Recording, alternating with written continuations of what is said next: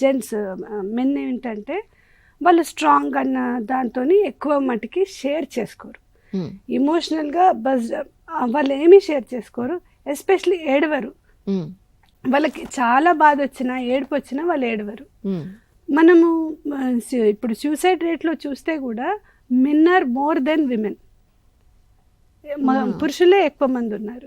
మా స్టాటిస్టిక్స్ లో కూడా మా కాలర్స్ కూడా ఎంతమంది అని చూస్తే పురుషులే ఎక్కువ మంది సూసైడ్ చేసుకున్నట్టు ఉంటుంది. ఎందుకంటే వాళ్ళు షేర్ చేసుకోవడానికి ఇష్టపడారు. ఏదైనా కానీ దాచిన తర్వాత అదేదో ఒక రోజు బస్ట్ అవుట్ అవుతుంది కదా. సో అది ఒక రీజన్. అపార్ట్ ఫ్రమ్ దట్ వాళ్ళకి ఫ్యామిలీని చూసుకోవాలి కదా.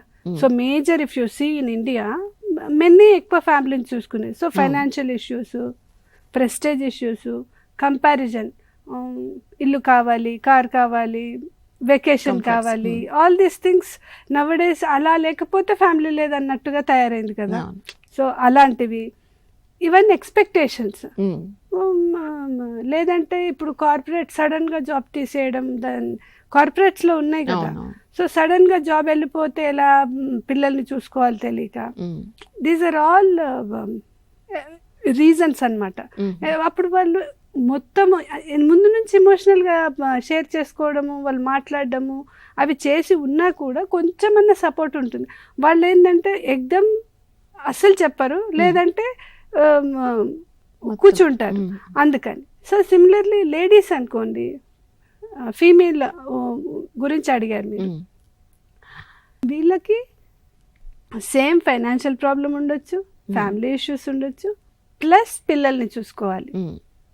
ప్లస్ పిల్లల్ని చూసుకున్నాక వీళ్ళకి రెండు ఇంకెక్కువ ఉంటాయి ఏంటంటే వాళ్ళు ఫ్యామిలీకి తగ్గట్టుగా, సొసైటీ తగ్గట్టుగా నడుచుకోవాలి. ఎందుకంటే వాళ్ళు నచ్చినట్టు, ఐఎమ్ టాకింగ్ అబౌట్ మెజారిటీ స్త్రీలకు ఈ ప్రాబ్లం ఉంటుంది. Apart from that middle age వచ్చింది అనుకోండి, ఆర్ డెలివరీ తర్వాత పోస్ట్ పార్టమ్ డిప్రెషన్ ఒకటి వస్తుంది.